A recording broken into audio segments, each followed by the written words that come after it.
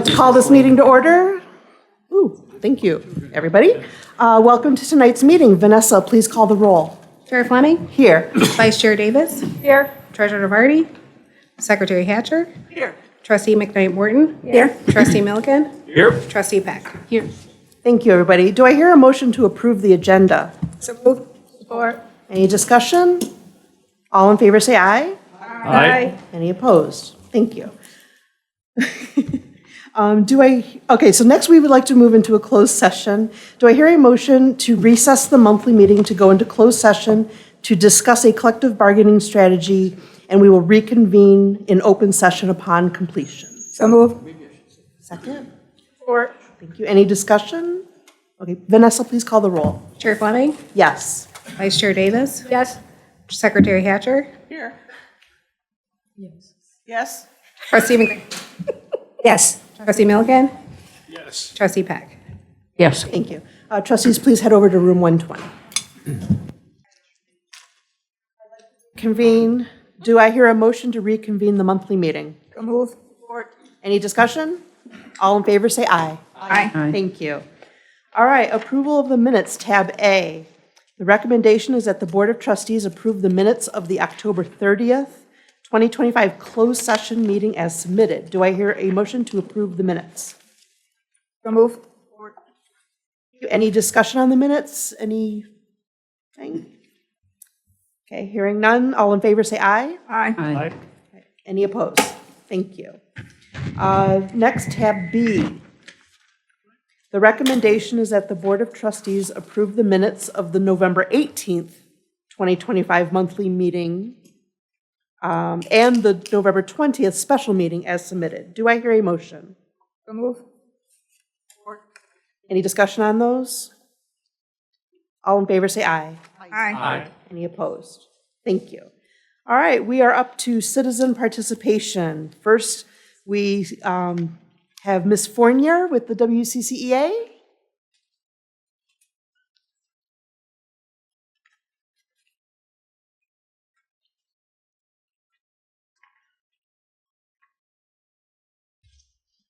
Good evening. Before I begin, I want to take a second. I didn't spend a lot of time with you guys last semester because my mother was very ill and she passed away the day of the November meeting.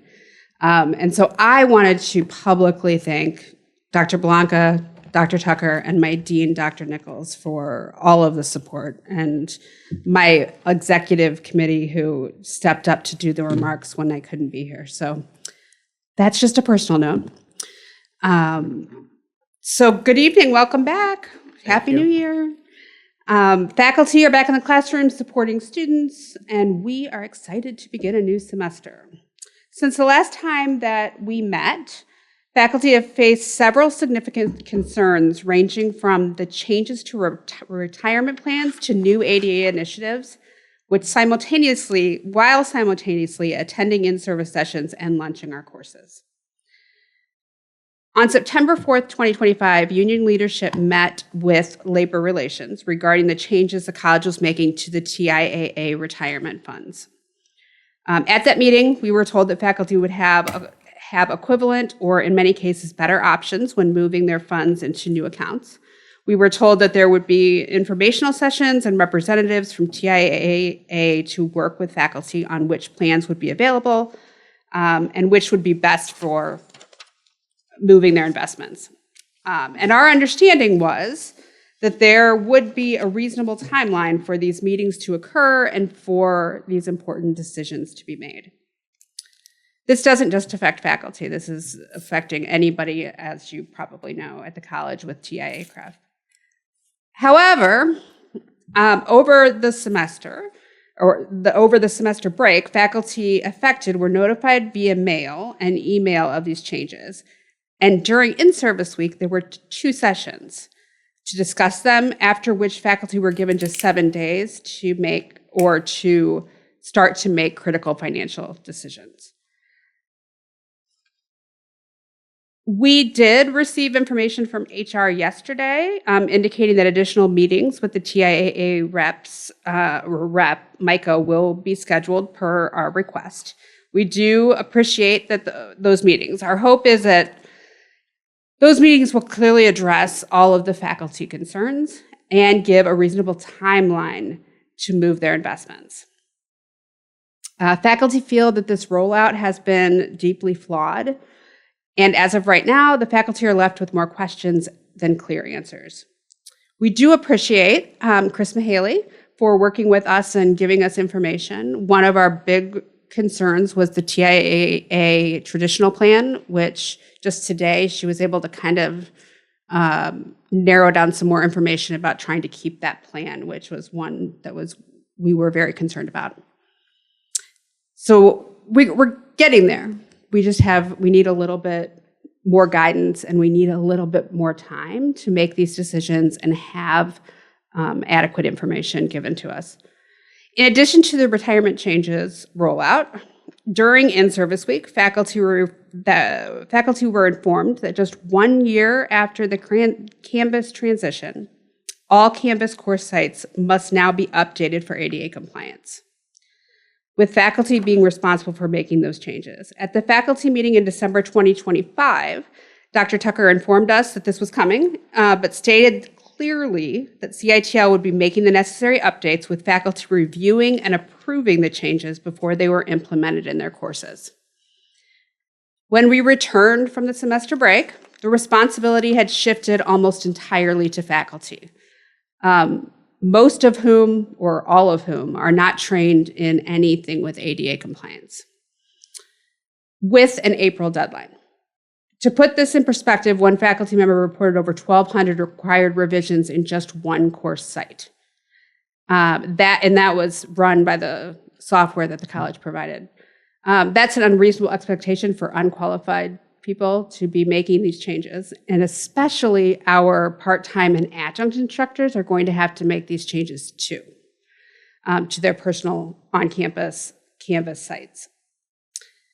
While we appreciate that Dr. Tucker agreed to return to the original plan and have CITL and maybe IT complete this work, recent communications from CITL still places significant responsibility on faculty.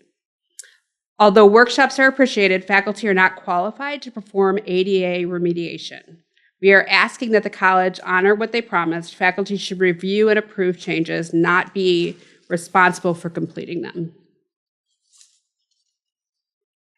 To end on a positive note, you know that we have been working with AI and trying to grasp how this affects teaching it in the classroom. And I want to put a shout out to Dr. Tucker and the instructional team and the faculty professional development who had some outstanding programming during in-service on AI with actual practical things that I could take from there and make changes in my own classes and do some of the work. So we appreciate that we're being listened to, because that is something that has been a very large concern for faculty on how we're going to implement that. So thank you, everybody involved with that we got those sessions, and I hope they keep coming, because as you all know, and we all know, as soon as you're up to date in AI, there's new stuff. And so continual training will be really helpful. That's all I got today.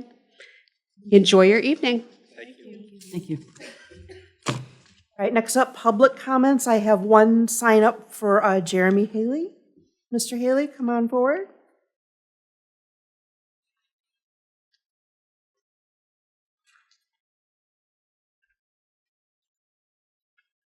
Jeremy Haley, Ypsi Township. Hi. Welcome to the new year. What I'd like to talk about is I noticed that you guys don't say the Pledge of Allegiance before the meetings. And there's another meeting I go to, they don't either. There's one where when they get to the word God, you can hear a pin drop. And one where it actually emphasizes the word. And I'm asking, as trustees, as being elected officials, that you probably should say the Pledge of Allegiance, because it's the country we have and this country in which we live. You may not agree with what it does at all times, but it's what we have. And I will stand and say it and take my hat off and put my hand over my heart, because there's, throughout the time that this country has survived, many men and women have fought and died for that flag and have said that pledge. They have fought and died for this country for that pledge because they believed in it, no matter how they felt. And still today, we have veterans who are disabled who still believe in that. And you talk about how much you can do for veterans, but have you ever been to a meeting and watched a veteran say of the Pledge of Allegiance? I have. It means a lot to them. And even though it's a small portion of people, it's important that as elected officials, a small portion of those people elected you to sit there.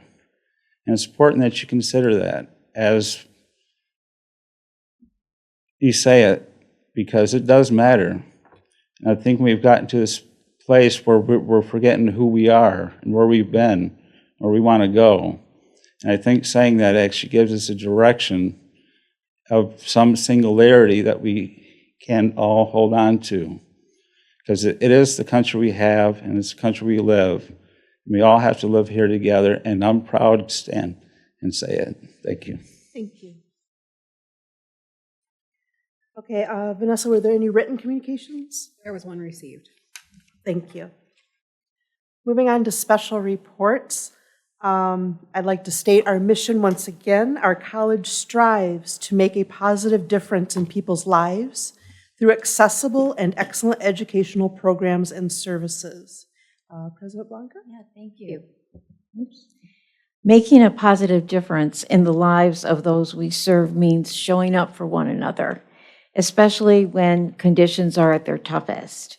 And during the recent snowstorm and extreme cold, our grounds and facilities staff went above and beyond what was expected to keep our campus safe and accessible.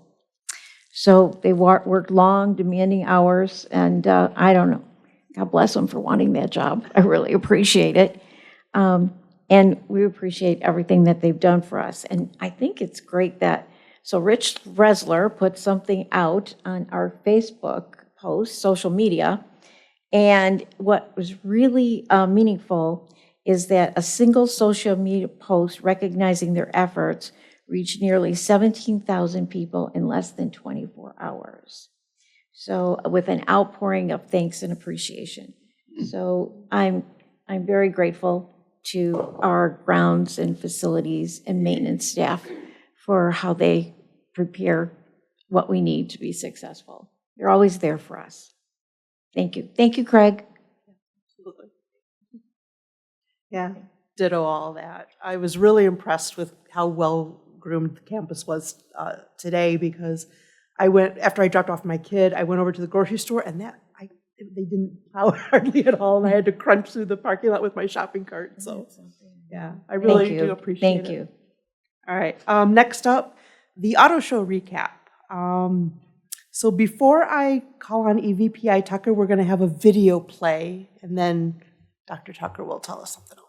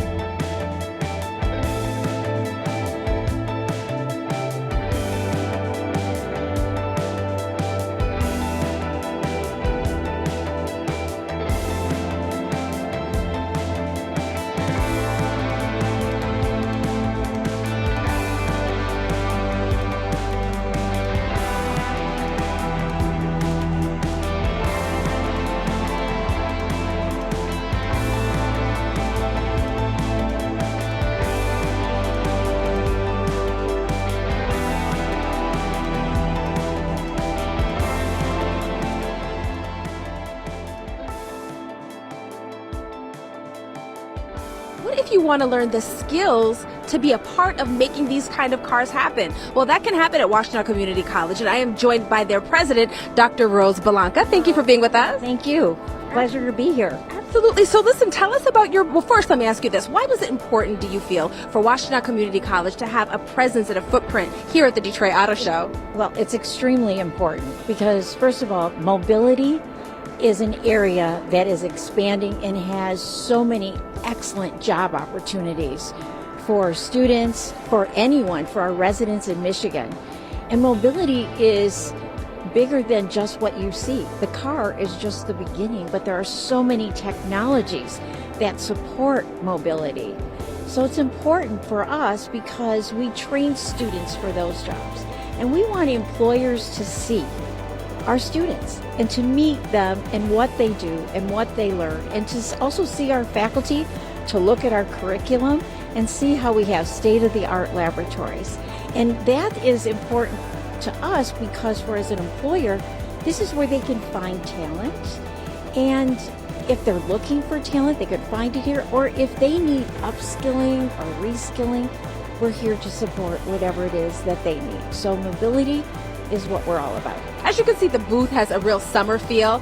I'm kind of into it, but I want to introduce you all to Al Lates. He's the director of Washtenaw Community College Advanced Transportation Center. Thank you for hanging out with us. Thank you. So what are students learning specifically in your new battery lab, and how can those skills be carried over to the real world and getting a job? Well, this is an example of a trainer in electronics that controls the EV, from the battery to the power motors and to all the system for charging and everything. So it's an array of electronic systems that we're teaching in our courses on how EVs work. That's really exciting. What's it like for you to be on the cutting edge of all of this and teaching it to young people, like I said, who really need these skills that pay the bills? Well, it's really exciting because the businesses, the manufacturers and the dealerships, they need skilled, trained technicians that can work on these kinds of complex vehicles, diagnose them and repair them. And product development, we need technicians in the industry to really test and validate, new refinements to these systems.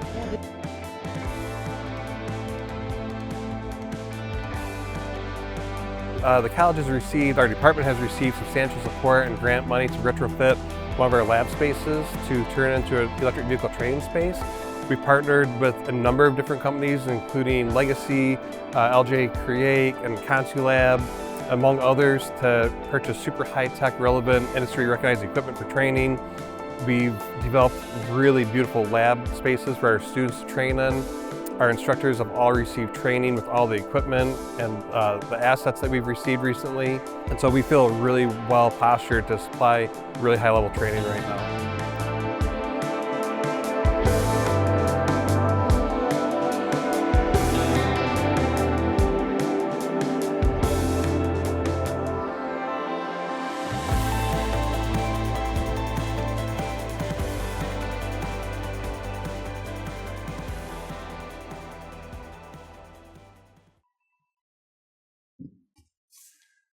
Thank you. Well, I think that was the update. That was great. We were at the auto show for now our 8th year, and many people always ask us, why are you there, right? And when we look at what we've been able to gain, not just by positioning the college to be that leader in mobility, but the state support. As you noticed, there were a number of state officials, including the governor, to stop by. And as you will see behind us, or in front of you, we tried to recreate what was on display there. That's our latest vehicle, our Volkswagen Buzz. That is our 12th EV. And you might remember in 2021, we purchased our first one. General Fund, that was our first Ford Mach-E. 11 other vehicles were all supported by grants and state support. And a lot of that comes from making those relationships at the auto show. And even one of our partners, DTE Energy, walked up and said, hey, we have 25 EV charging stations that we thought till today were used, that they wanted to donate. We found out they're new, brand new. And we're working on where those may be deployed across the college for training and teaching purposes. So definitely worth the time and investment. Definitely have to give a huge thanks to the faculty that managed to work out their teaching schedule and come down even for a few hours, because they're the heart of our programs, right? They teach our students and train our students, and as well as our leadership, Dean Samolsky, Dean Rue, as well as Al Leeds. We're really grateful for their partnership. And each table today is a token of appreciation for your continued support of mobility here at WCC from our Transportation Technologies Department. So thanks to Dean Samolsky as well as the faculty that put that together. So appreciate How about the the support. thing? Yes, so we have a project that we're launching. It's a Volkswagen 1974, and we're going to be converting that would used to be, currently is, a ICE engine into an electric vehicle. So this is a huge, I would say, historic partnership between all the areas of transportation that are coming together, the EV side, the ICE side, and the auto body repair side.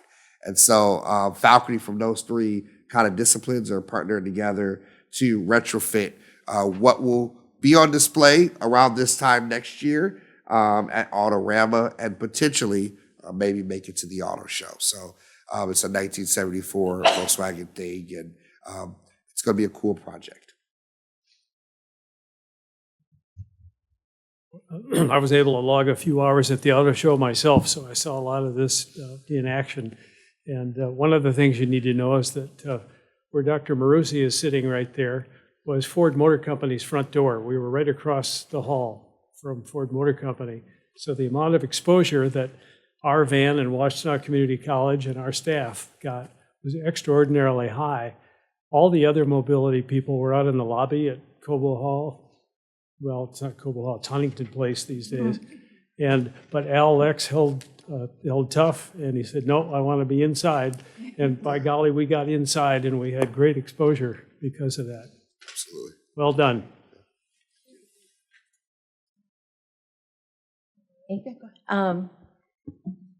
Thank you so much, Dean Samolsky. You are so creative, and it's great. That is so great. So I appreciate your energy and your drive, and thank you. And thank you, Dean Rue. Appreciate everything that you do as well.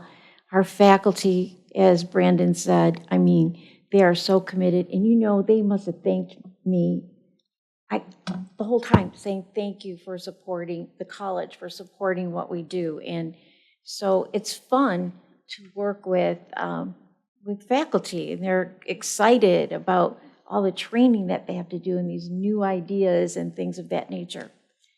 But as I said in that interview, why do we do this? Why do we do this?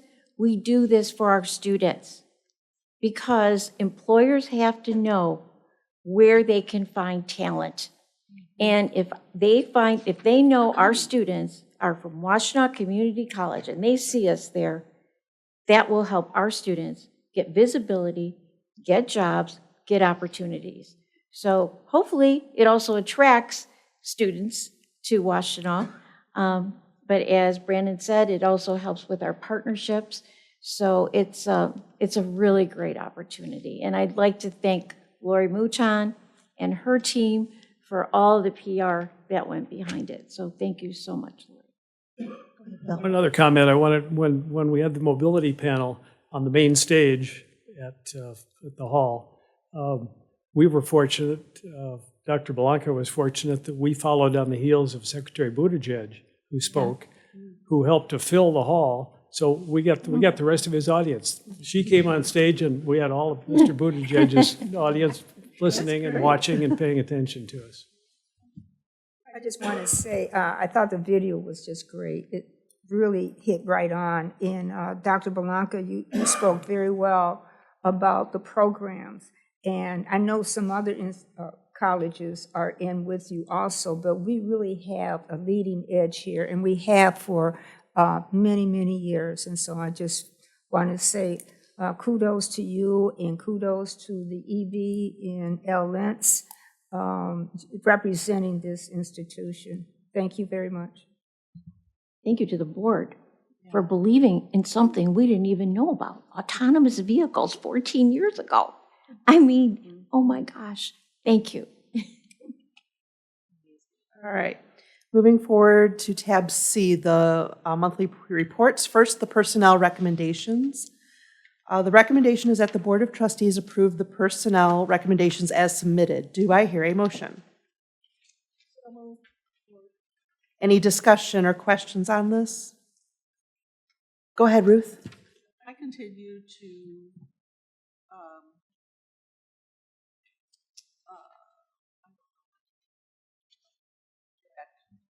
the classification of instruction. There's instruction and then there's instructional support. And there's a difference. And I think that some of the people are not instructors, they're instructional support. And I wish we could make the distinction in the report. Ruth, microphone. Oh, yeah. No one cares anyway. I'd like a distinction between instruction and instructional support in that section. And I have a question, and it's just my ignorance. The Catherine Moyer is replacing Eric Reed, is that correct? No? Okay, well, I'll find out later. And also, what is SBDC? In the second. Business Development Center. Thank you so much. Trustee Hatcher, Yes. Catherine Moyer, that's a content and access services specialist in the library. Oh, it's LRC, okay. Yeah. So that is a person that supports both the front and back of the house in the library. Okay, Yep. thank you. And the new report of all the employees that we got last time is really very well done and much simplified. I appreciate it.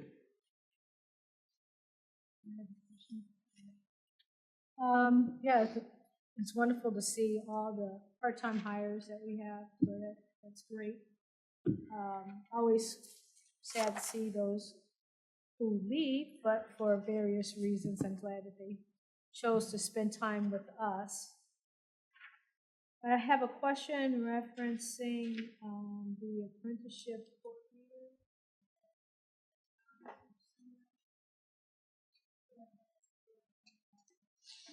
That position, or is that position not to be current? That position is currently posted, and interviews started, I believe, last week. Excellent. And I just bring that up, because I was once an apprentice turned full-time hire, and now having been in that position, I understand its value, and I just want to make sure that everyone, young and old, also, are part of that experience, and that we have, and we will continue to have leadership in that position to guide folks along. So, thank you. Any other questions on this? Okay. Oh, where am I? All in favor, say aye. Aye. Any opposed? All right, thank you. Tab D, the financial report. So before we go through the recommendation, we have Executive Director Hunholtz with us. Would you like to highlight anything here for us? I would. Thank you very much. Stepping in for Terry this evening. So a couple of things just to draw your attention to, as we didn't go over November financials, one highlight on fall, we ended the semester up 4.9% in credit hours. We budgeted for a 2% increase, so fantastic work there by the enrollment team. That number there is a positive variance that will stay. Winter also trending very well. As of December 31st, we were up 3.2% in credit hours year over year, and we budgeted for about a 2% decrease. We have given a little bit of that back in January, but we are still a positive year over year as of this morning, which is fantastic. Moving down in revenue, property taxes, we do want to note about half of that positive variance of $1 million we expect to be permanent. That is due largely to the dissolution of the Scioto Township DDA. We won't know the final numbers until we get our settlement sheets closer to the end of the year, but we're anticipating that to be about a $500,000 positive variance that we weren't expecting for the year. The last note in the revenue section, the other, you'll note that we're up $200,000. That is largely due to our third police academy that we didn't plan to run this year. And I draw attention to that because the cost offset there is in our advanced technologies and public service careers, the only line that's over budget on the cost side. Revenue goes up, cost goes up. So those two are directly linked. The last thing I just wanted to note here on this, right now we expect about $700,000 of our total expenditures at this time to be about timing in nature. Going to the next page, looking at our capital fund report, one note I just want to make for the board, you will note the Great Lakes UA Boiler Lab has come off the schedule. That project is complete. It has been placed in service. All the billing has been finalized. And we actually came in about $250,000 under budget, which is fantastic. Also of note, most of our other projects here are wrapping up completion. So we should have some more final numbers here in the coming months on the rest of our capital projects. And then moving to the last note here, the last page, our investment portfolio. Just of note, we did add one new additional long-term investment here, which was a state of Michigan bond. Those ones don't avail themselves too often, so when it did come on the market, we scooped it up. It'll help with our target percentages according to board policy. So certainly answer any questions anybody has on the financials. Any questions or comments here? I'd like to Wait. move that we receive the financial. Dave, do we have a question? Oh, there is a question. Yeah, I just had a quick question. A couple of weeks ago, I had heard that the state's, sorry, a couple of weeks ago, I had heard that the consensus revenue estimating committee for the state they believe that they are about $750 million short in revenue over this year and next year. Do we anticipate any impact from that? Too early to tell at this point. I mean, certainly those are legislative topics that they'll go over. Some of that is political, certainly, but at this point, too early to tell. Certainly, working on our behalf, education is very, very important to the state of Michigan. So, too early to tell, but I don't know. Thank you. Any other questions? All right, go ahead, Dave. I'd like to move that the Board of Trustees receive the financial reports for December 2025 for general fund, capital fund, combined schedule of investments, all funds as submitted. I hear a motion. I'll move. Oh, support. December 20. All right. Any further discussion or questions? All right, hearing none. All in favor, say aye. Aye. Any opposed? All right, thank you. Tab E, the Facilities Development Report. VP Whipstock.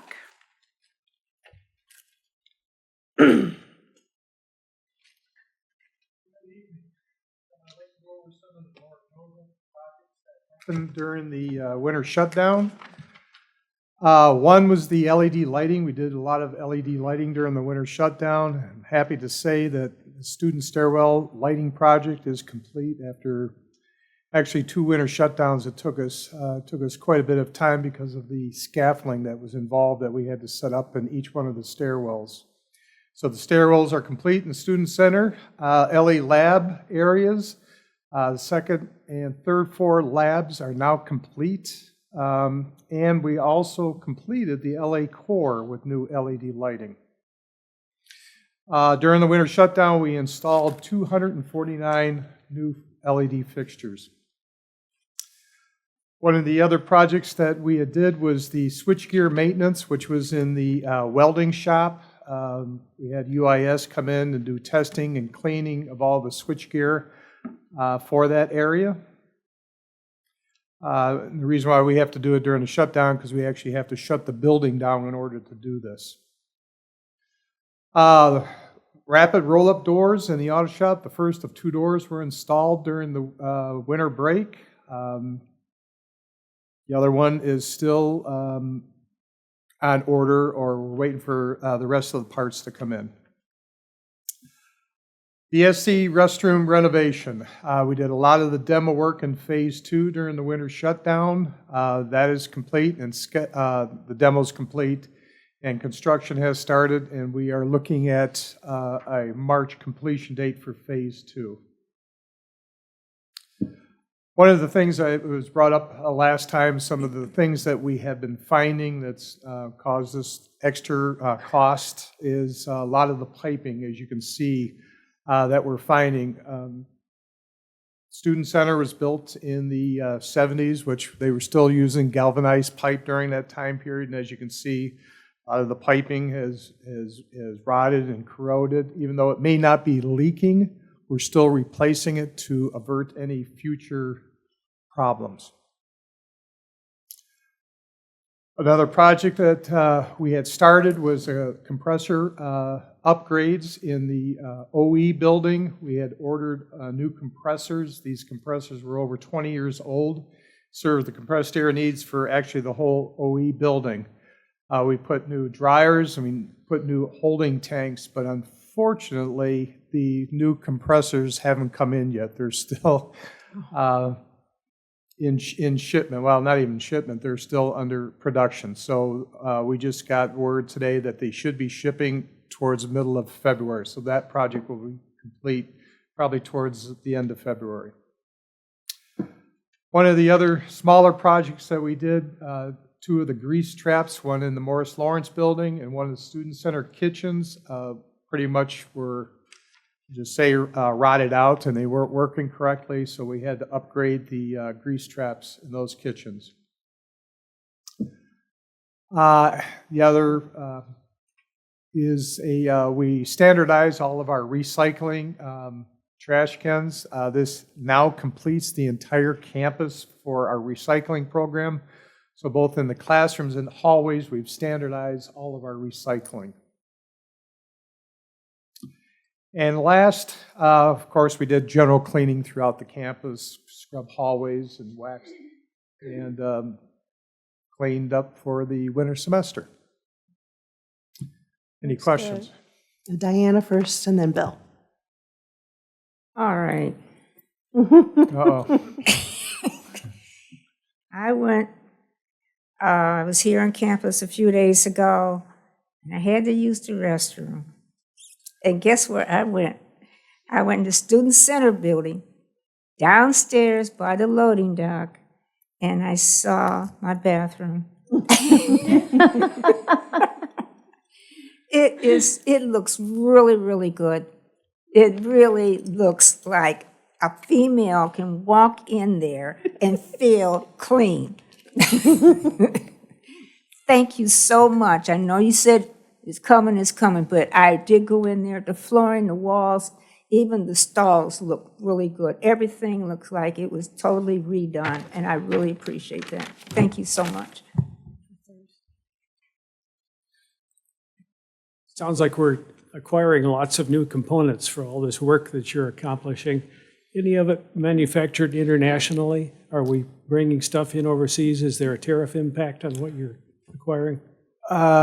Yes. Unfortunately, our air compressors are manufactured in Mexico.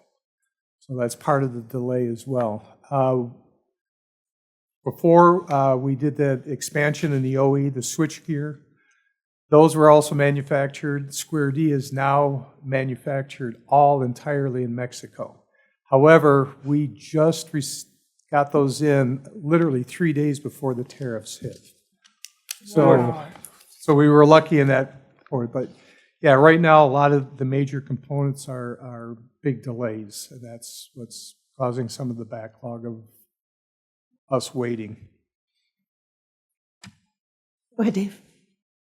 So I note that I think the really important auditorium upgrades in the LA building, one of them's pretty much complete now, except for punch list, totally complete. That's on the second floor. Mm-hmm. And now we're proceeding to the one on the first floor. And third. And to both? Yep. Okay, great. Thank you very much. I think those are really important facilities to upgrade. Yep. Anything else for VP Whipstock? No? Okay, thank you. Okay, remarks of the Board of Trustees. Would anybody like to make some remarks? Go ahead, Dave, and then Ruth.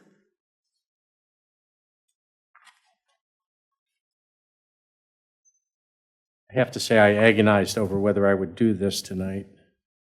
Last night I was at a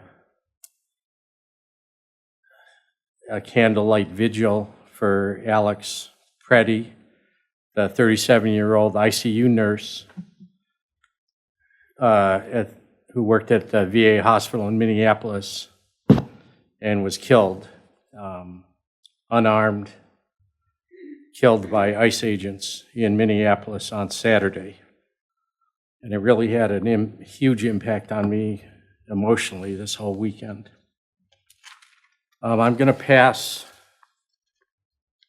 I don't know if I didn't make enough for everybody, but a poem. There were poems that were read. No politician spoke at the memorial or the. Let's make sure I'm sending around this other stuff. Okay. I just want to read one of the poems written in response to this latest killing by Amanda Gorman, the National Youth Poet Laureate. For Alex Jeffrey Preddy, murdered by ICE, January 24th, 2026. We wake with no words, just woe and wound. Our own country shooting us in the back is not just brutality, it's jarring betrayal. Not enforcement, but execution. A message, love your people and you will die. Yet our greatest threat isn't the outsiders among us, but those among us who never look within. Fear not those without papers, but those without conscience. Know that to carry intensively, united, is to carry both pain, dark horror for today, and a profound, daring hope for tomorrow. We can feel we have nothing to give and still beloved this world, waiting, trembling to change. If we cannot find words, may we find the will. If we ever lose hope, may we never lose our humanity. The only undying thing is mercy, the courage to open ourselves like doors, hug our neighbor, and save one more bright, impossible life. Thank you for your consideration tonight. Thank you. Beautiful poem. Anybody else need? I'll take it. Do you want it? Ruth, did you want to make a comment?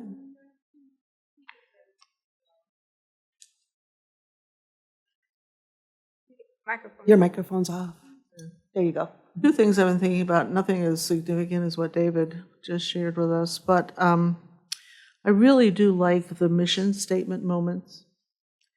And I would just suggest maybe next time or next year or sometime that we read the rest of the mission statement issues. I mean, that's the general mission statement, but there are 1, 2, 3, 4, 5, 6 others, and people from those areas could report or suggest things that have been done too. So I just like to suggest that we continue with that and go a little deeper. And the other thing I've been thinking about is sort of the progress of education, the whole thing. I'm always struck by the fact that education began with a tutor. In the Middle Ages, you had a rich person who hired a tutor, And it was one-on-one. It was a tutor and a subject, and that's all it took.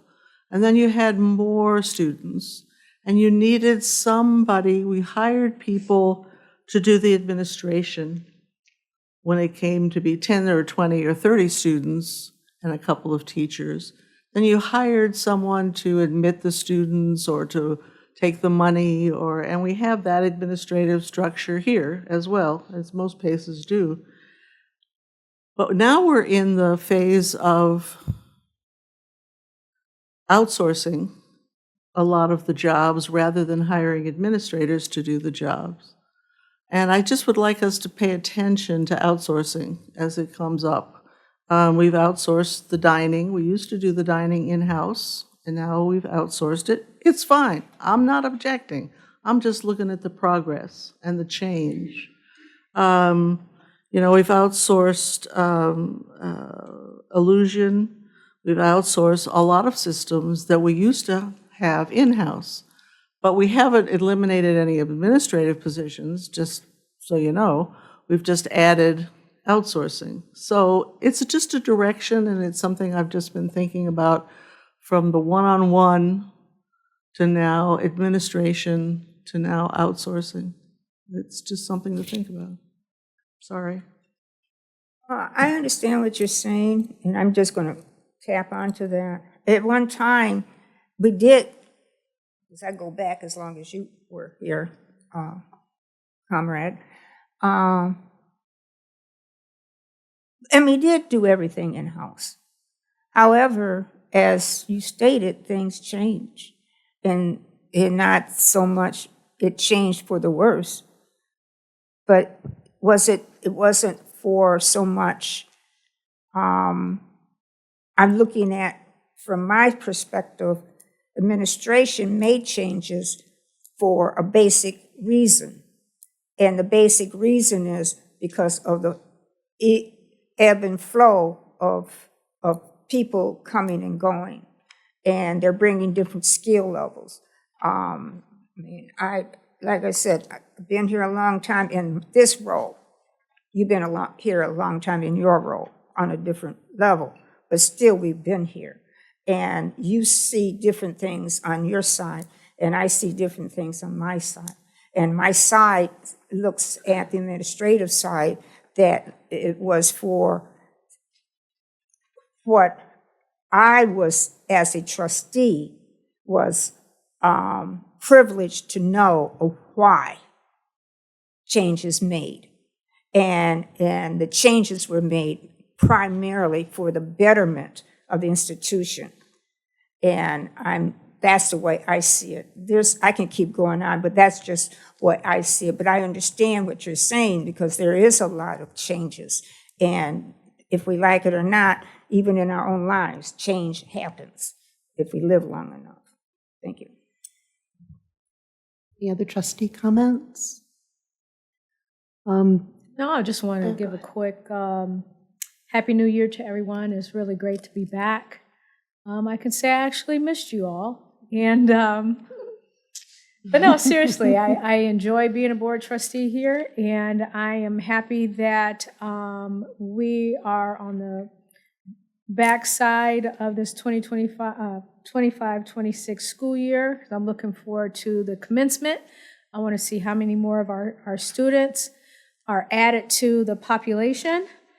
And just a sidebar, I've been putting out little teaser, I call them teaser ads on Facebook, letting my Facebook fans know, hey, if you need to come to WCC, come on, we need you, we need to see you graduate, so on and so forth. But with all that said, I really enjoy seeing you all, and I appreciate all the work that you guys do. Thank you. And any other trustee comments? I would just like to say thank you to President Blanca and the college for sending those beautiful, beautiful flowers to our grandmother's funeral.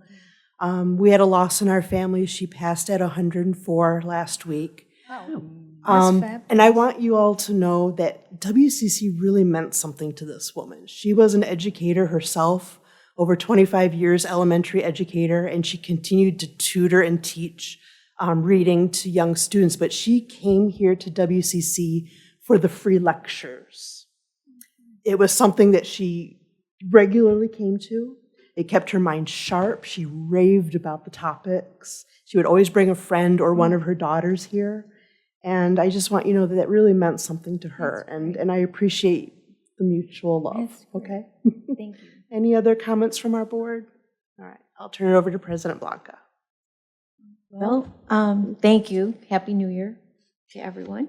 Good to see you. The college had held an outstanding Martin Luther King Jr. celebration on the 15th, and it was the 20-year anniversary of the college celebrating Dr. King's vision.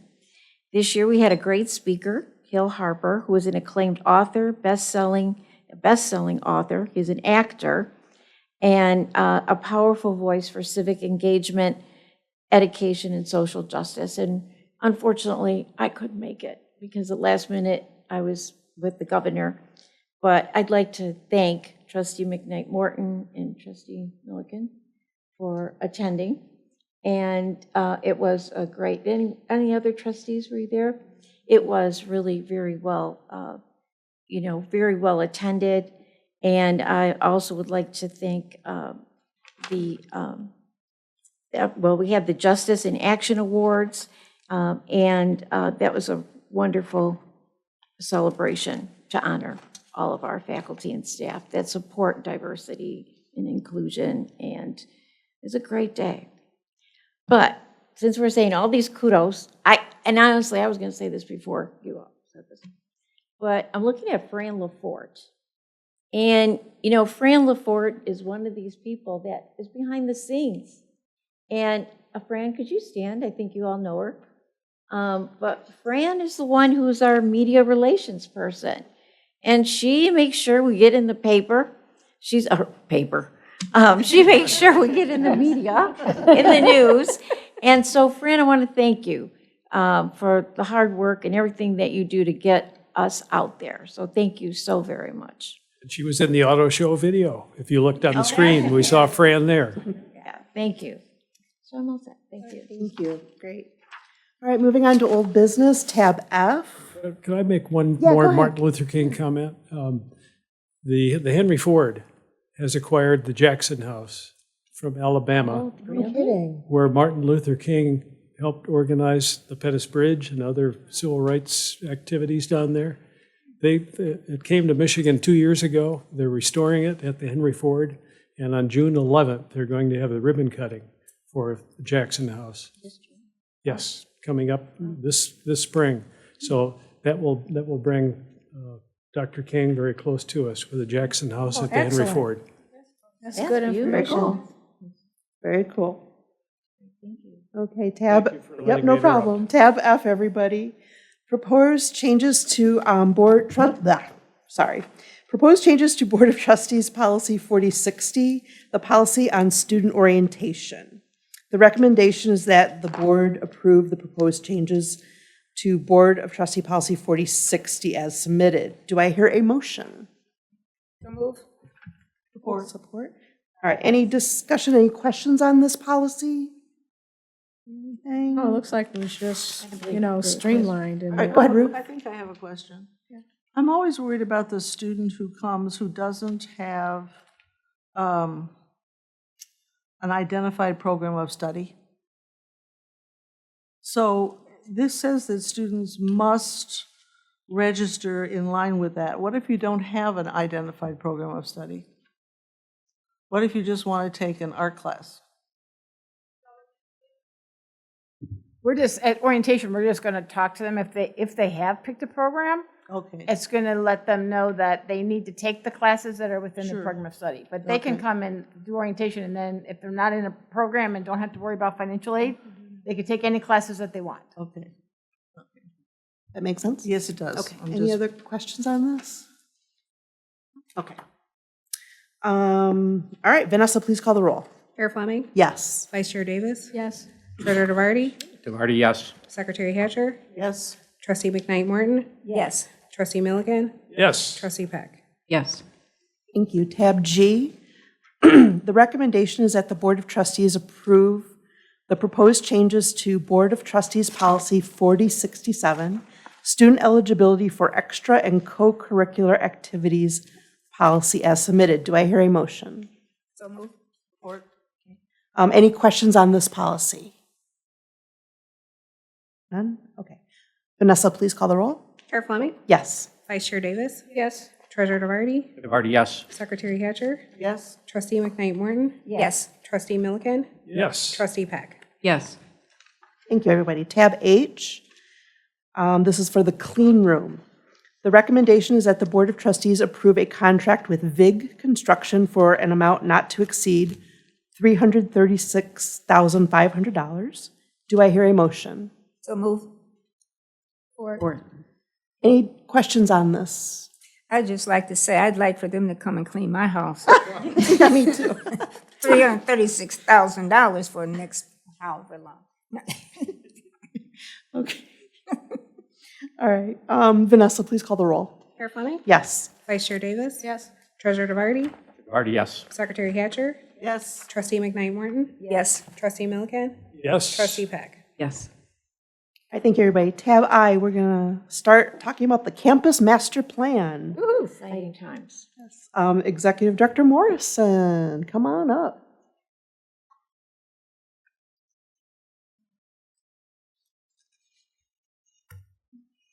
Good evening. We're really excited to be here tonight to talk to trustees about our pending campus master plan.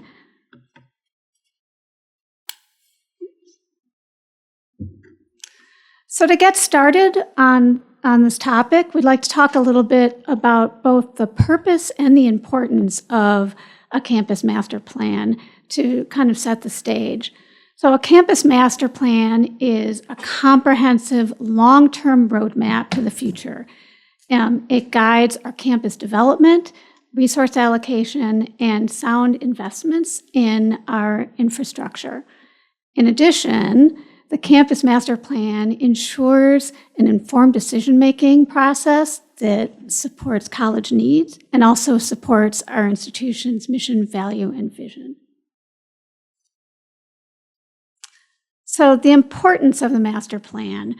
Campus master plan is important for a number of reasons. These are just some examples, but an effective campus master plan will align physical and financial resources with our strategic priorities.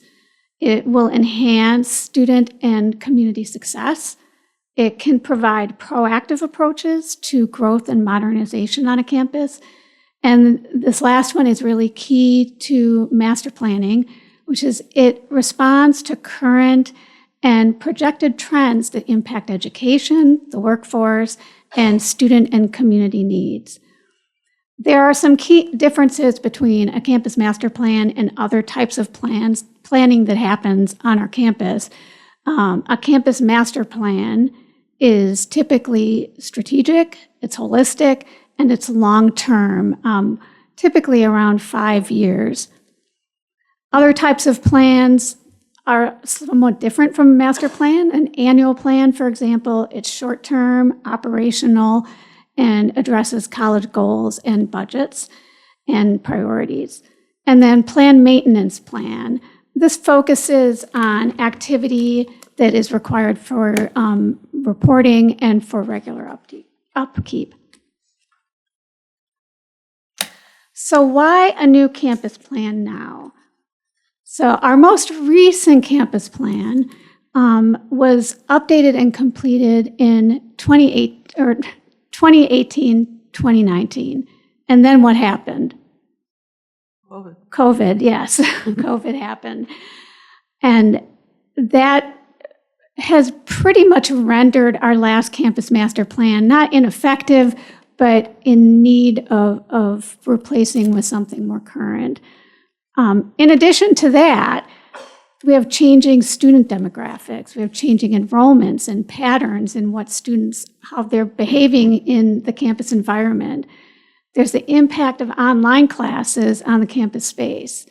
There's the impact of changing work environments. There are new technologies, for sure, that have to be addressed. There are changed expectations for service and design in things like wellness and access, which are now more typically appearing on college campuses for students. It's a changing community and employer needs and expectations that we also need to look at. And finally, changed expectations in how students prefer to learn, and a real demand for flexibility. And this can include multiple modalities, such as online, virtual, in-person, hybrid, day, evening, accelerated classrooms, and more. So it's a lot to keep up with. So why a new master plan, or a new campus master plan? This is the other reason. Having a campus master plan is part of our strategic priorities. What you see on the screen right now are the 4 overarching goals that are in our current strategic plan: online learning, student success, data analytics, and then the new comprehensive campus master plan. And they really, truly support each other, and a new comprehensive master plan will really help support these other aspects of our strategic priorities. Some typical components that are included in a campus master plan. These, again, are examples. There are more. But some possible components would include certainly facilities planning, space use, renovations, and construction. Technology infrastructure, supporting teaching and learning and operations through a supportive infrastructure for technology on campus. Student data products and projections. So that's anticipating demographic shifts and program needs for students and the community. Financial strategies, funding priorities and sources. And lastly, sustainability, long-term capacity and resilience in meeting our campus needs. So to do this kind of work, this plan really requires a specialized partner that is future-oriented and understands our priorities and our work as a community college. And thus, we issued Campus Master Plan RFP 6716. And what you see on the screen here are some of the things that we put in that RFP that are priorities for this work.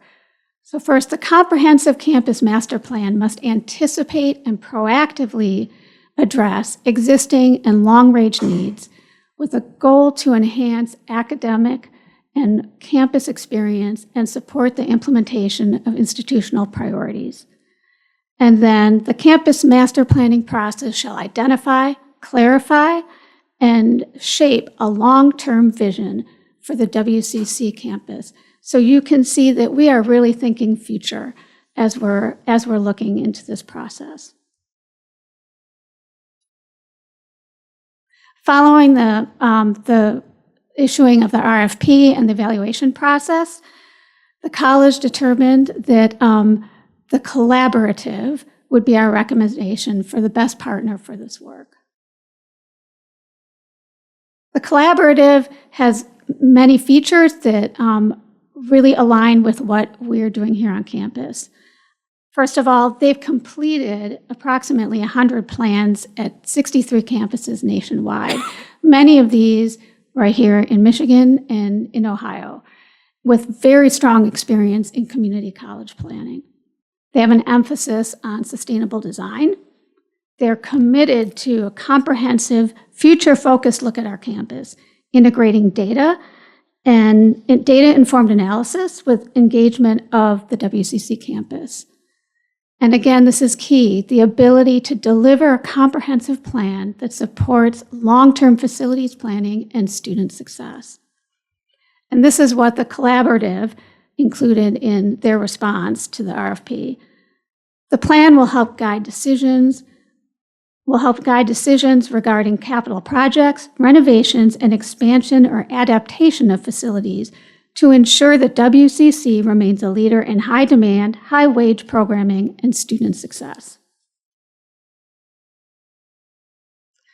And some of the other objectives of the collaborative you see on the screen are aligning recommendations for facilities and grounds with mission, values, and visions and strategic priorities of the college, promoting a dynamic, flexible campus design responsive to change, supporting innovative and synergy among college facilities and the community engagement spaces, and enhancing opportunities for collaboration, student engagement, and a vibrant campus.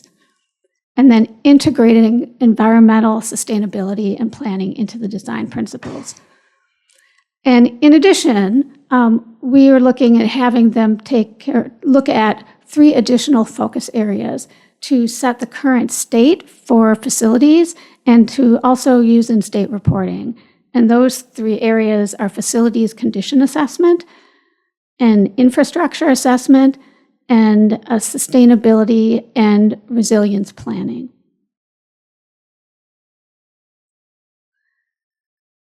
So what you see here is a sample timeline of how the campus master plan process will unfold.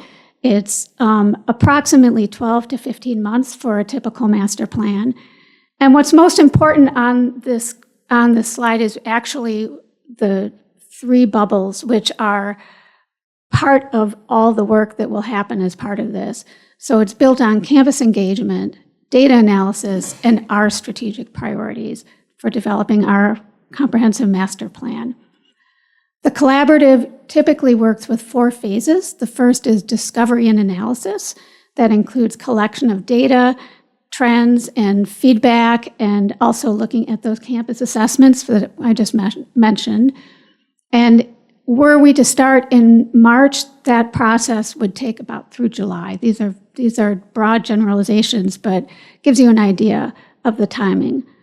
The second phase would be exploration of options. And this is an opportunity for feedback and idea generation and continued work on the campus reporting. The third phase is plan refinement.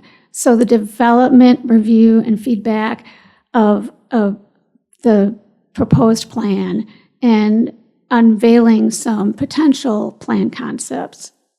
And then finally, phase 4 is the final campus master plan and documentation that also includes feedback, development, and presentation of our final master plan. And you'll notice feedback is woven throughout the process for our faculty, staff, students, and trustees, and as well as, with our campus master plan team that we will put together. And so finally, what you see here is the opportunity. So if you look at these 2 aerial views, the one on the left is from the earliest days of the college, and the one on the right is from about the year 2020. So you see how much change can happen in a certain amount of time. And this is our opportunity to look at our campus in a holistic, future-focused way to see how that can support our students, our future students, and also uphold our mission going forward. And with that, our recommendation is that the Board of Trustees approve a contract in the amount of $298,000 and $200 with the collaborative to provide campus master planning and related services. Bill, did you have a question? First of all, with the benefit of that slide, I now know the significance of the lapel pin and where the apple orchard used to be. That's good to understand. And I see from your presentation that the collaborative has done a number of other Michigan campuses. Can you give us the names of some other institutions they've done work for around us? The one that really comes to mind is Grand Rapids, because and they've worked with them on multiple projects, and not just a campus master plan. And we actually talked to their folks over at in Grand Rapids to see what their experience was like, and it was extremely positive. I'm trying to, off the top of my head, I can get back to you on that with some others, but fine, thank you. Dave, go ahead, and then Angie. So we have the one page here which describes this, but it leaves, for me, a lot of questions, like who is the collaborative? How many people submitted proposals? What the various budgets with those proposals? How that you put feedback in to 4 different parts of those, 3 months per category.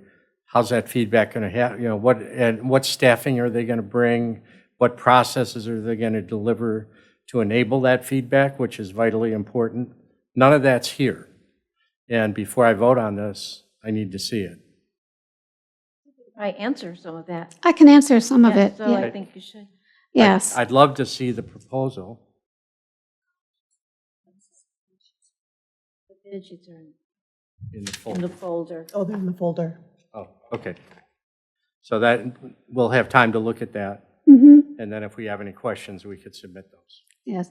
Thank And you very much. And the kind of the draft schedule that I put out there is based on what was in their proposal as kind of a base schedule that they follow typically with master plans, not just for us, but in general.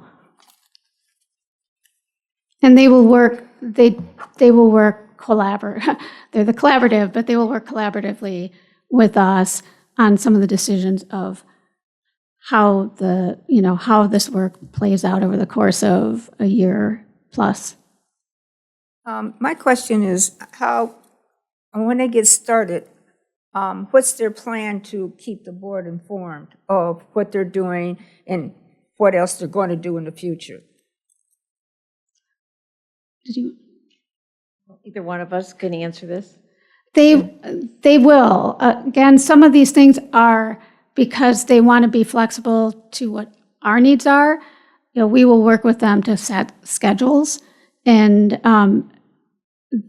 so that we don't have dates actually at this time. But certainly at the end, the final plan will be presented to the Board of Trustees, and then there will be at least one opportunity or 2 opportunities during the course of that time where feedback will be solicited. Yeah. May I? Could you flip back to the slide with the graphic with the 3 circles? Oops. Oh, okay, you're doing that right here. Okay, yeah. So March through July, that is when they'll be doing their work. That's the data analysis, data gathering. They won't be talking to us at that time. They'll be talking to some of us because they'll be gathering information about the campus and the demographics that they need. So they won't start talking to us. I mean, they will, but as far as with the board, they're going to let us know what they found out. We'll know that, and we'll share it with you. And then after we see all of that and we see our strategic plan, of which we're updating now for April. Once we see that, what we have, we see their data, that's when we start getting input. And so the board will have an opportunity to give input, just like you did last time, on what, your ideas, what you've seen. I don't know how it's going to go. They're really very qualified. And I highly recommend them, especially when I saw their plan for Grand Rapids.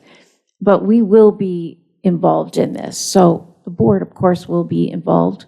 We'll have conversations about it. There'll be impact. There'll be input from the faculty, from students. So the busy year will be next academic year, coming back in September. This is when they have to get the work done. If that answers any questions. A little, yeah, it does. I'm sorry. Does it? does. But Okay. I'm also, now, how are they to go about soliciting input from faculty and students? They're going to be here with focus groups. They come right on They're going campus. to do focus groups. Right. Gotcha. Okay. There may be That's- other ways too. I'm not sure. I mean, we'll see as we go along. They spell it all out, but yeah. Where are they headquartered? Where are they headquartered? I forgot. They have offices in Toledo and in Ann Arbor. I think the main office is Toledo, but that's good. they have a contingent here. I'm glad to hear that. They're local. Yeah. No, okay. Microphone. Go ahead, Ruth. I think the questions people are asking about input and timing and responses and so forth are important, and we haven't seen that. Now, is that in our folder here that they're, I mean, you tell us that they're going to be responsive, you tell us they're going to talk to us. I'd like to see something from them that sort of outlines their procedure, how they do that, how often do they talk to the board, how often do they talk to, just some general outlines, concepts of their process. That's number one. Number two, how much did this cost last time? Well, last time we didn't do the whole thing. I know, but how much Last time did it was, cost? I don't remember. Last time was just a revision. I think it was about $225,000. Last time, and that was only a revision. It wasn't the deep dive like they're doing. Well, they did suggest a hotel and a lot of very interesting ideas. But they anyway, didn't. No, they didn't suggest that. That came from everybody. Well, it's So on their it wasn't their them. list of priorities is a convention center. So this is a little more expensive than that, but not much. And last time we didn't do much with it because of COVID and so forth. Yeah. And my third thing is not to forget our little forest around the corner on Huron River Drive as part of our space. All of that will be taken into account. Yeah. And you might even, since we're not voting on this until next month, perhaps what we talk about on Thursday might help in, what do you think, Craig, in making this decision when we talk about the acreage and what we have around here, update on the facility. And what I could do is maybe get some of the answers for you for Thursday let me see what I can come up with, because we have them all. I just have to bring them to your attention. And it's not like we don't trust you, but I'd like to I see know. Yeah. what their process has been, what they anticipate. They don't have to stick to it, it's not set in stone, but some sense of how they respond to people. And they did present that to us, so yeah, absolutely. They haven't presented it to us, that's all. Okay. Would you like to say? Any other questions or comments on this? Go ahead, Dave.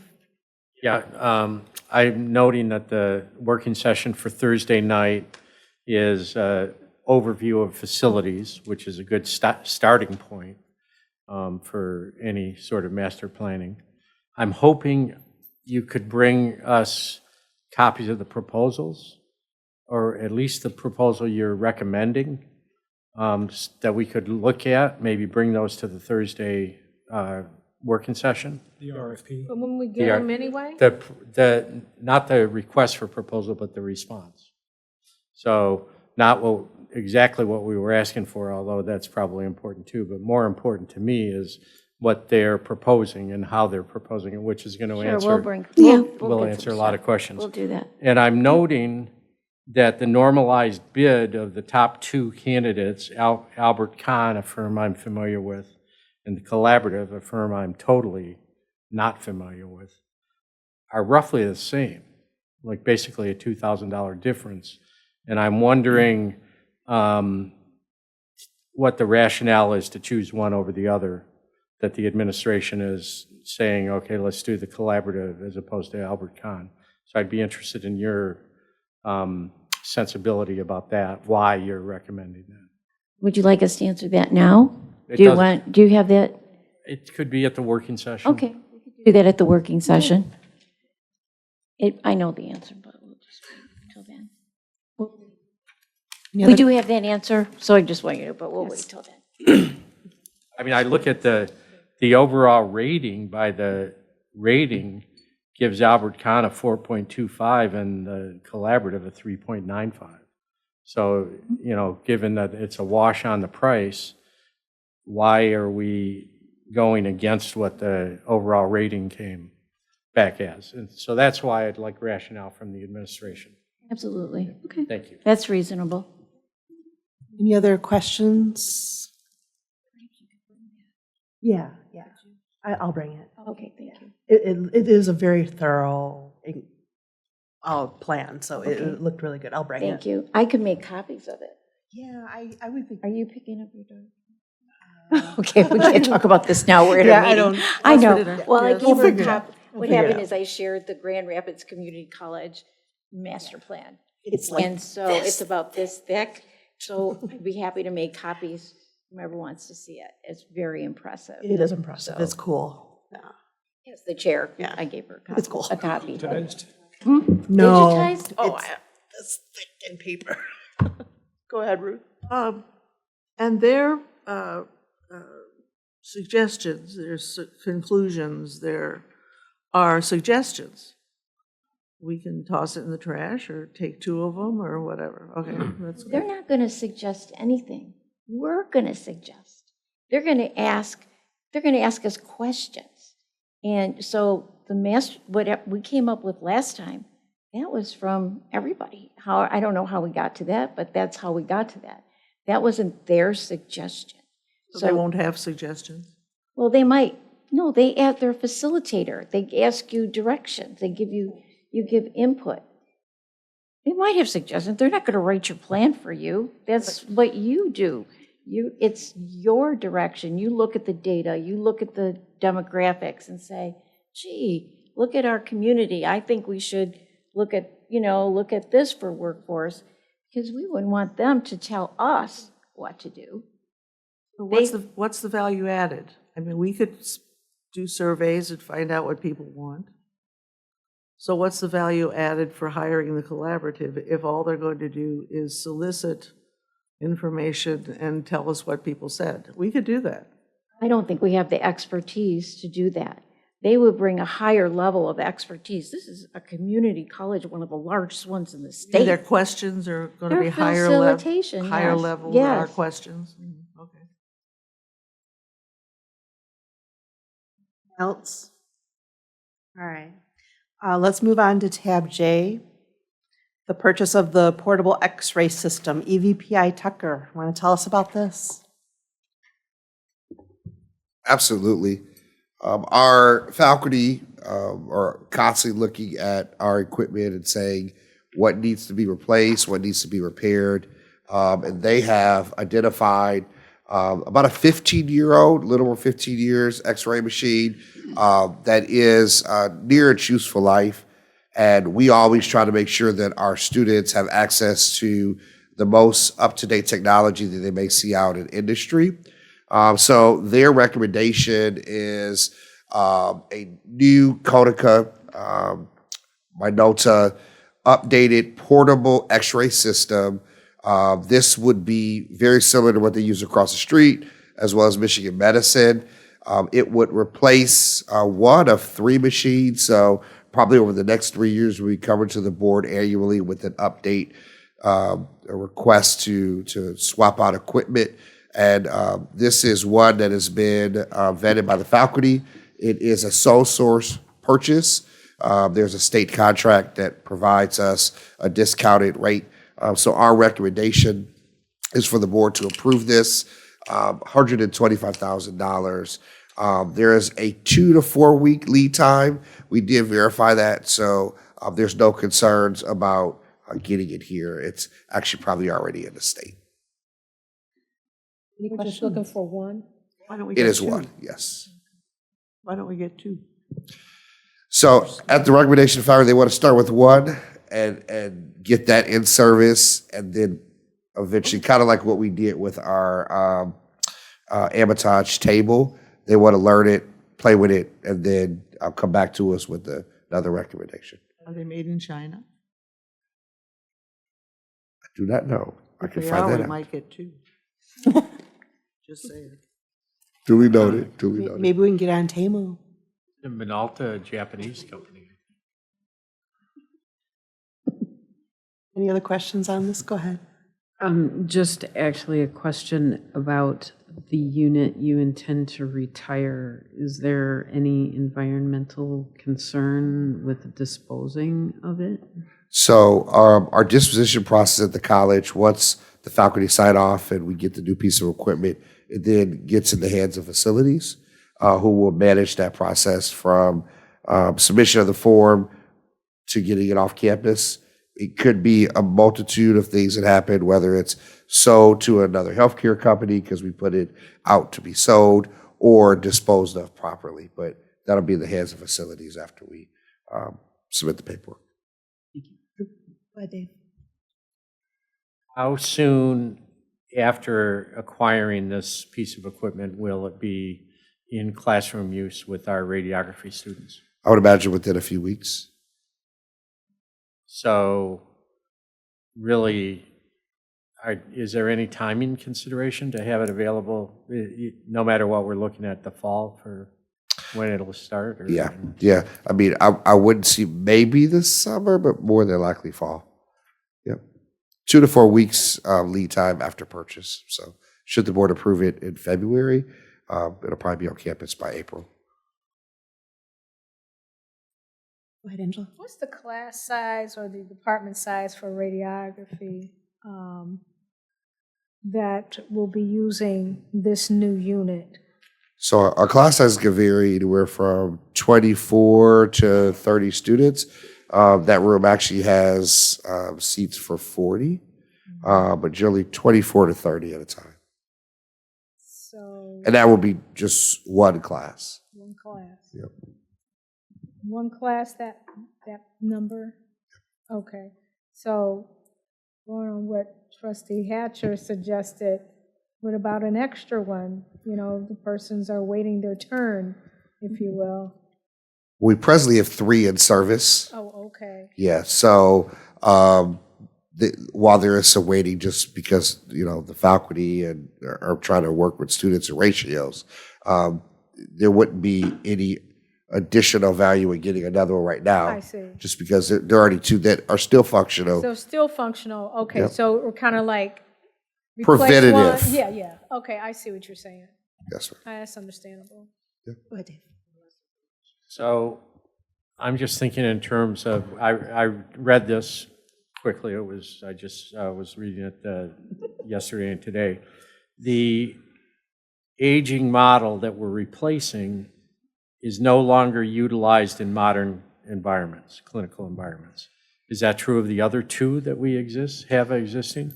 Yes. So wouldn't that say that maybe we should replace all of them?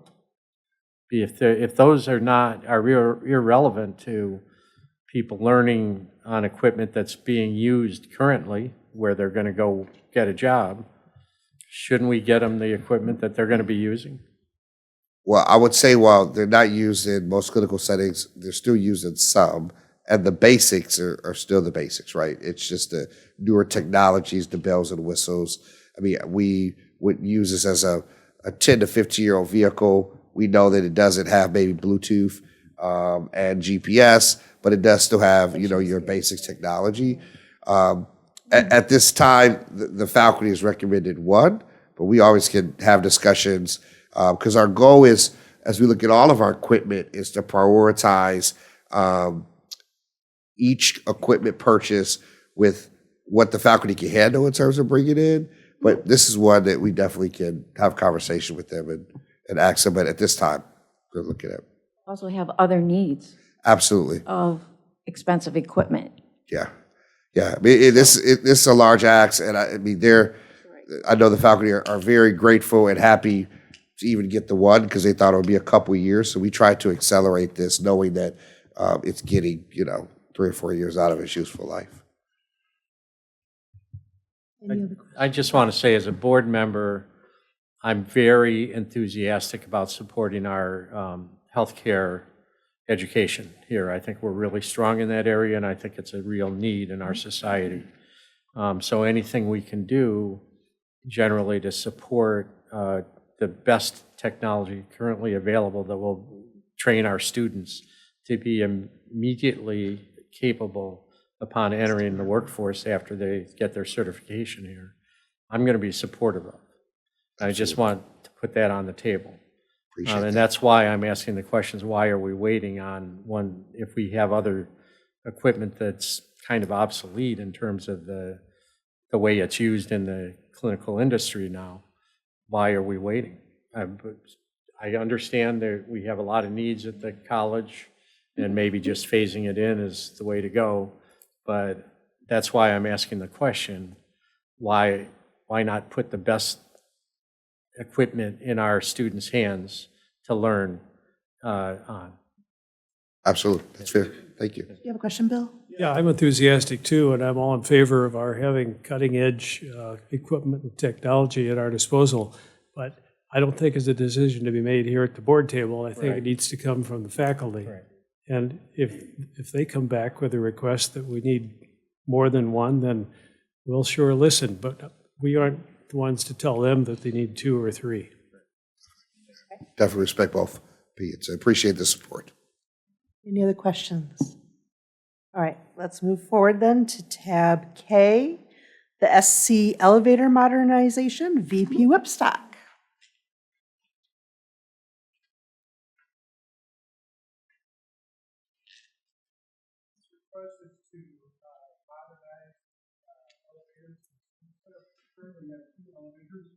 Sorry. 2 elevators in the Student Center building. This is the first phase of 2 phases to modernize these elevators. The elevators are original to the building. They've gone through some repairs, but no major modernizations. This modernization would upgrade the controls of these elevators, also the motors and interior components, and actually redoing the inside of the actual elevator. We're doing just one at a time. As you can imagine, we can't take both elevators down at the same time. So we'd be doing the first elevator, which is out, is considered the passenger elevator. And then phase 2 would be the freight passenger elevator. Let's see if we can move it down a little bit. Both these elevators are at their life expectancy. The passenger elevator actually went down in November, and it took us over a week to find parts for it. So finding parts for these elevators is getting very difficult to find. So it's time that they were on our plan to upgrade, but we're accelerating the ones at the Student Center because of the age of them. This request is for just the one elevator. The contract falls under the Omnia Cooperative State Purchasing Agreement, and it was a turnkey modernization proposal from Kone for $279,750. Okay, any questions? Who makes the one, the 2 that are in service now? Schindler. Kone is a new name to me. I knew Otis, I knew Schindler, but they're in the game. They're a player. They have the state Omnia contract, so they're part of the system. Yeah. The questions on the elevator? Go ahead, Eileen. You mentioned in your commentary that there are other elevators. I'm aware of the second elevator in the SC building. Are there additional elevators in other buildings that are approaching end of life? Yes. LA is the next ones that we were going to do. We actually already did one in the LA building a few years ago. The second one, we want to upgrade that because of the age. Those are the 2 buildings that are, I won't say critical, that's not the word, but they're at their life expectancy, and obtaining parts is becoming very difficult to get to. The next probably would be the one in the GM building after that. Thank you. Hi, Diana. Thank you for that question, because how many elevators are we talking? Are these elevators that have been around over 10, 15, 20 years? Yeah, these ones here are over 40 years old in the Student Center. So yeah, so they're on our radar to update, of course, the components and everything that we can with them. The other thing that we are included, and that's why this wasn't in this first phase, is that the elevator or the freight elevator in the Student Center, and there will be one in the LA building will be put on the generators. None of our elevators are on generators. So if we lose power, we don't have elevators. So we are going to put an elevator in each building on the generator. That way we have that capability of using them during a power outage. Any other questions here for the elevators? To approve this contract, how long would it take for the order, if you will, to come in and do install the replacement? It's going to take about 6 months to do each elevator. By the time we get the components and state approvals and everything, it'll take about 6 months for the modernization to happen. So how long do you expect the elevator to be To out of actually service? be down, it should be down about 3 weeks, but it's, getting the design approved by the state, as you can imagine, takes a little bit of time, the ordering of the parts, getting them in here.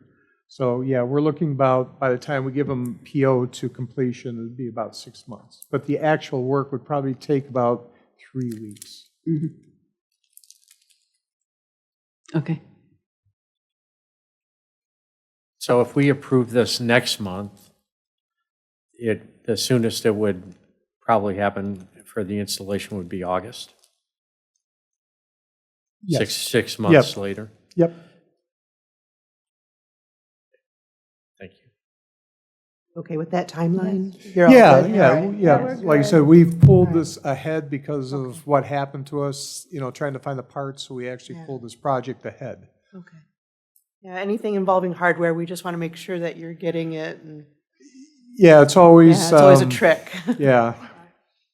All right, any other questions? I just want to know, do you know approximately what's the ridership on the elevator, the students in the Student Center? How many use it? Yeah, I wouldn't know that. Yeah. There's no That'd be interesting, data logging isn't or it? anything on the elevators, but they are, the one in the Student Center in the main area I know is pretty heavily used. Yeah. It's also an ADA issue to have elevators. Yes, yep. And of course, once you renovate, you have to bring them up to current codes, which we Right. will do.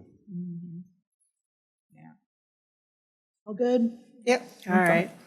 All right, moving on to tab L, the web refresh. So we have a couple people here, Ms. Moten and Ms. Blakey. You want to tell us about the web refresh? Absolutely. Would you rather sit down or stand? Do you like standing? Stand, yeah. Okay. That way I can see the slides. All right. I just want to make sure, Casey, this is the arrow forward to the right? Okay, thank you. So thank you for the opportunity to speak with you this evening about a digital modernization initiative that is designed to improve the website experience for our students and other stakeholders at the college, or that the college serves.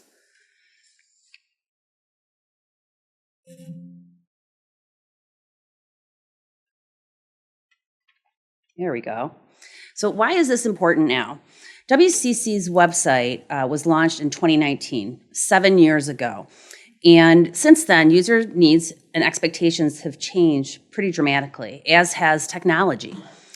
Users today expect a Google-like experience that is personalized to their specific needs. Websites also need to be accessible. They need to be fast, and they need to work on your device, regardless of whether it's a mobile phone, a tablet, a desktop, or a laptop. And web technology and infrastructure really needs to be agile today so that it can be scalable and evolve with the needs of the college and the needs of our students. So what does this digital modernization initiative entail? The first and largest component is the website refresh. And this website refresh will consist of rebuilding and redesigning a more effective website on a new agile content management system. And the content management system is the core software and infrastructure that our website runs on. It enables us to create and manage and update the site whenever we need to.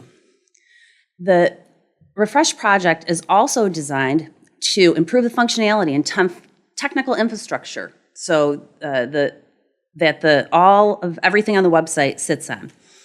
We need to focus on ensuring that the site works well for every user on every device.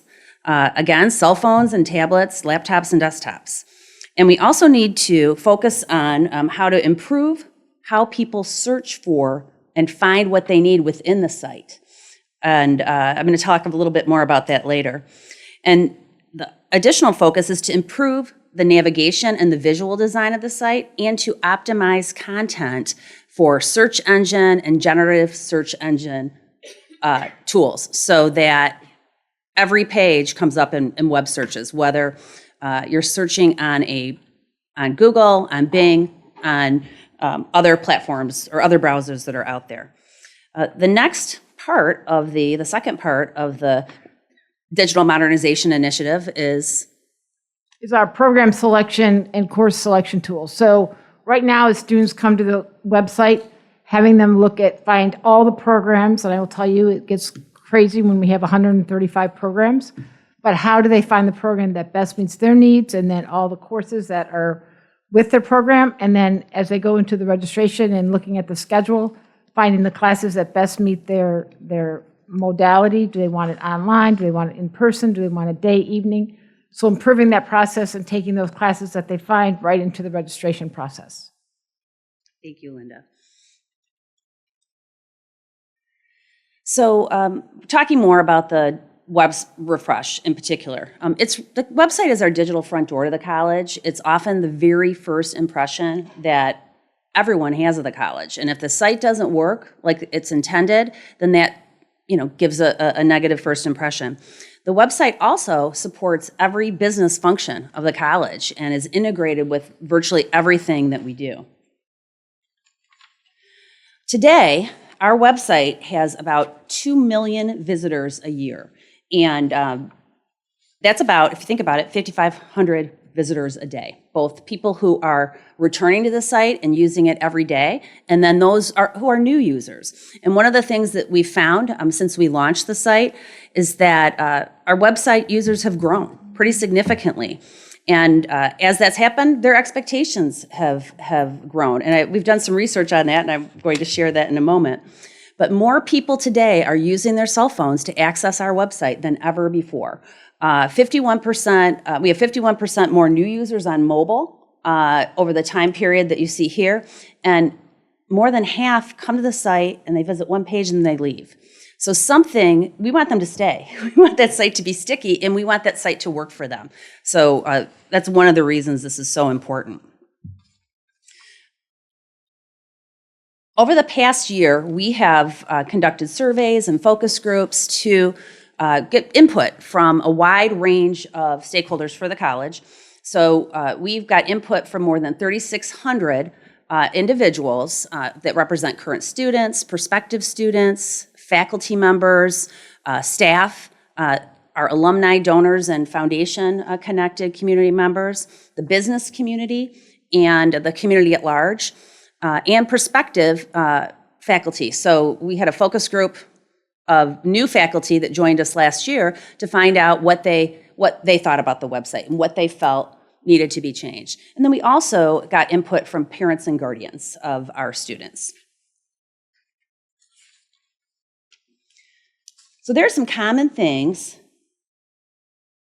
that are concerns about our current content management system. And we're not able to meet the expectations of users. I'm going to tell you why.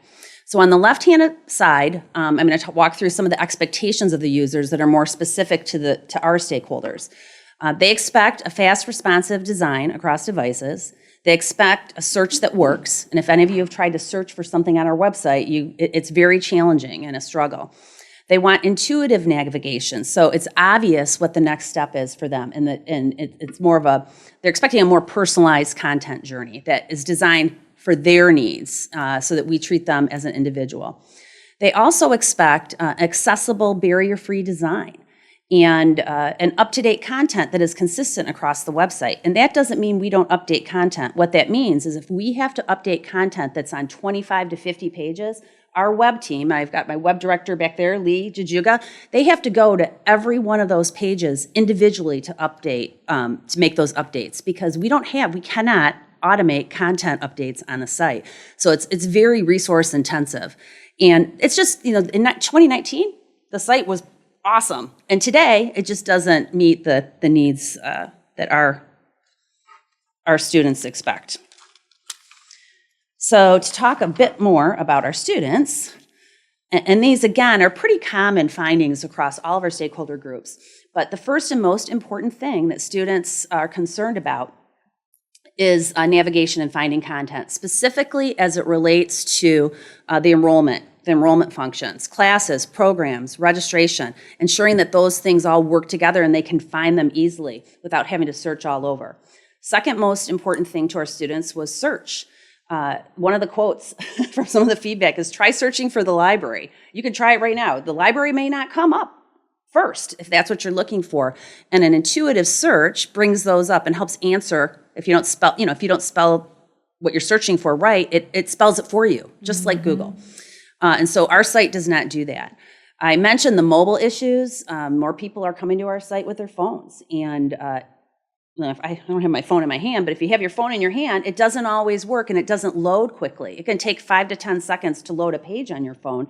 And what that means is that we're frustrating. We're frustrating people who are coming to site and need to access our information. We've heard from the business community and our friends and donors that we need to update our content. It's bland and outdated. The current structure of the site and the current content management system does not enable us to do that. The changes are kind of locked in.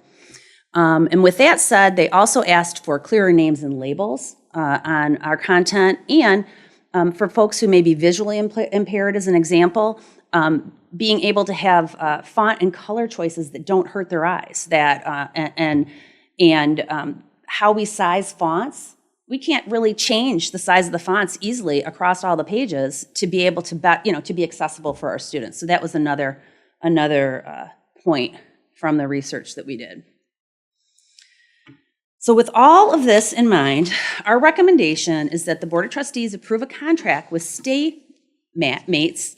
It looks like Staymats, but it's Staymates, and that's how they spell it, in an amount not to exceed $538,864 to establish a modern, flexible, and future-ready website platform for the college.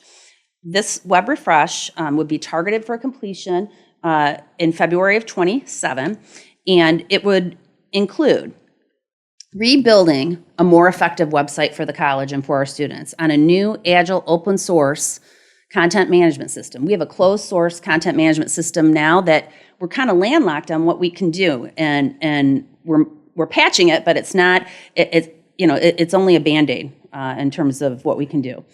The web refresh will also focus on redesigning all the visual elements to enhance the brand experience on the site, optimize content for traditional search and AI search engines so that every page that we focus on comes up in a search, the most important pages and the highest traffic pages before other colleges, hopefully. And we need to move wccnet.edu to a reliable hosting provider. And we don't have a very reliable hosting provider today. And then finally, the web refresh includes rewriting and updating and deploying 900 pages to the new content management system. And that's the first step. And once we complete that step, if this is approved, then we would move to the enrollment enhancements. So we will be putting in a tool that will integrate with the new site, again, that talks about how students find their program, go through registration, find their courses. We estimate that the step for both of these will take approximately 14 months. And so thank you for listening and consideration of this project. Angela first. Hey. Hit that buzzer. Microphone. So, your department, they will help with this because that's a lot. Oh, absolutely. So they're in the background getting our current web information. They're in the background doing their thing, updating it, look really nice and pretty. And the current website will stay up until the other one is finished and switch it out? Correct. So So they'll what sort continue. of team? It's like a team of these folks coming in? Because you were just stating like 900 pages and, your staff, yada, yada, yada. I would imagine there's a whole team of these folks that will come in Absolutely. and take care of certain things at a time. Right? Yes, so there is a team that will work with our team, our web director and myself, and we have an entire project plan, and we will work with them throughout the entire project to keep our site running and updated, but to build a new site. And so those things will still be happening in a parallel way. And then we will launch and test the site and then go away from the current platform to the new platform. But Staymates has the capability to be able to do this for us. And they've got the expertise as well to update and optimize all those pages. How did you find them? You've seen their work with other institutions? Yes, they actually, it was part of the request for proposal, and they submitted a proposal among many. And they actually work with 22 community colleges. And so they did a fabulous job of showing, like they understood our stakeholders and the groups that we serve, and that they could help us design a site that would be best for us. So and they really exceeded expectations and meet the requirements of the RFP. Thank you. You're welcome. Ruth, go ahead. I just wondered who designed the first one, the one we have now? That's a great question. I was not here then. It was 7 years ago. I just celebrated my 5-year anniversary. So. Brenda knows. IT. At the time, it was Or internally IT done. It was internal. Yeah. It was In-house? done internally. Yeah, so now we're outsourcing. Okay. Yeah. Just curious. All right, go ahead, Dave. I want to note on the bid sheet, the firm you're recommending significantly scored higher on every criteria, and actually came in cheaper than one of the other bidders. So, but I'm also looking at the cost. The bid sheet is just for the 302,000 piece of that 538,000. So there's 236,000 not included on the bid sheet, which is primarily migrating the pages, optimizing everything, making sure it all fits when we're loading what exists into what they build for us. Yes, and building the site out on a platform called Drupal. So they build the site on Drupal, and then Drupal? they migrate.